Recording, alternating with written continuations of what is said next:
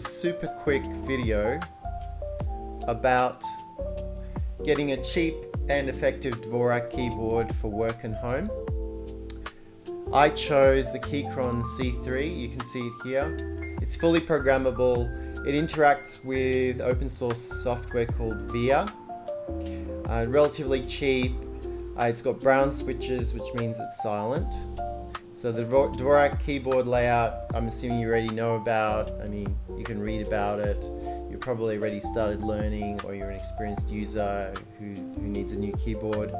Keyboards have really advanced over the last 5 years. So you can get an amazing keyboard.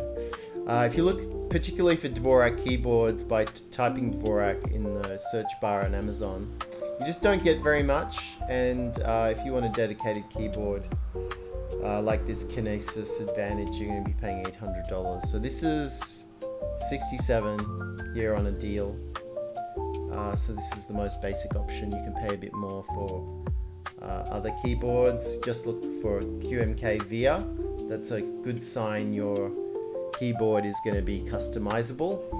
Then once you've got your Keychron keyboard, or if you've got another VIA keyboard, you just go to the VIA website, but in this case I've got the Keychron one, and they have their own launcher here, the Keychron launcher, launcher.keychron.com, and you can, the link's available on their website.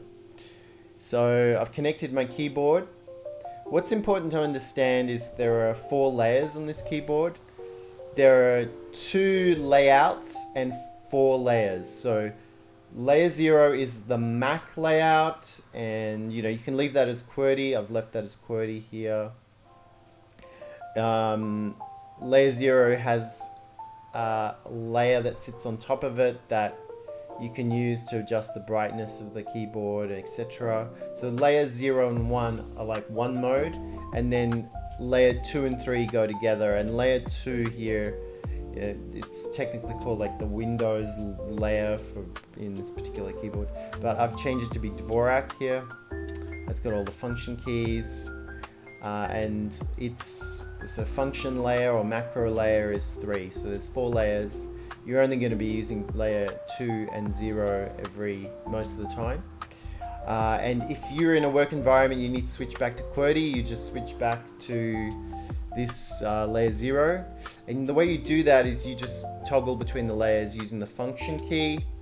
I'm pointing to it, this function key down here, paired with the caps lock key. So you press the caps lock and this function key, and it just switches between QWERTY and Dvorak, which is really useful, rather than having a dedicated Dvorak keyboard or a software keyboard that you've kind of modified through the Windows software. I would definitely recommend getting a hardwired keyboard, and this is what it does, because the programmability is on the keyboard itself. It's not, once you do this process through the web browser, through the VIA software, which is the Keychron version of the VIA software, it's in the keyboard.